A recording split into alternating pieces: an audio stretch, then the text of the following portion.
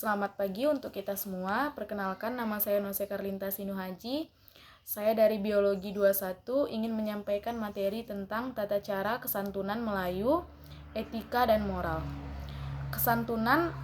Kesopan santunan atau etika adalah tata cara adat atau kebiasaan yang berlaku dalam masyarakat. Kesantunan merupakan aturan perilaku yang ditetapkan dan disepakati bersama oleh suatu masyarakat tertentu, sehingga kesantunan sekaligus menjadi persyaratan yang disepakati oleh perilaku sosial. Oleh karena itu, kesantunan bisa disebut sebagai tata krama. Kesantunan dibagi menjadi 3, yaitu 1. Kesantunan berpakaian, 2. Kesantunan berbuat, 3. Kesantunan bertutur.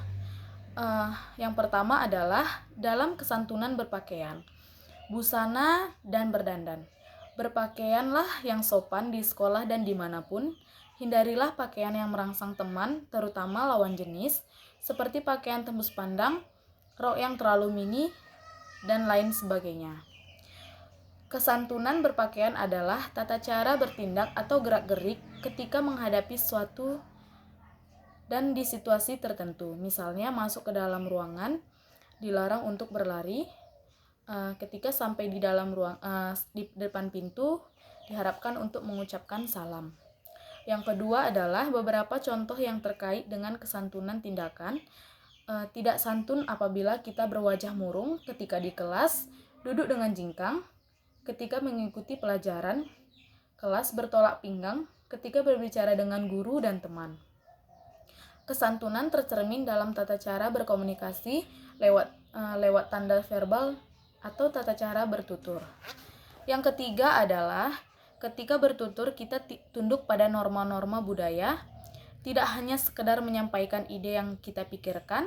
Tata cara berbahasa harus sesuai dengan unsur-unsur budaya yang ada dalam masyarakat tempat tinggal dan dipergunakannya satu bahasa dalam berkomunikasi.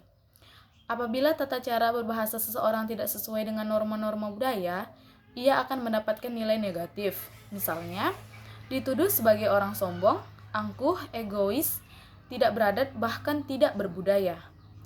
Dalam uraian tersebut dapat dikatakan bahwa cara penyampaian ungkapan atau berbicara adalah dalam bertutur kata dengan halus, baik dan sopan dalam interaksi berkomunikasi, verbal atau tata cara. Serta peraturan dalam bertutur dapat dilihat dalam interaksi antara beberapa pihak yang berkomunikasi. Oleh karena itu, agar mewujudkan komunikasi secara santun baik verbal dan non-verbal, kita perlu memahami tata cara berbahasa yang baik. Contohnya, dalam proses pembelajaran yang dilakukan oleh guru, haruslah berdasarkan kaidah dan tata cara penyampaian yang sopan, baik isi, bahasa, cara penyampaian, mimik, gerak-gerik.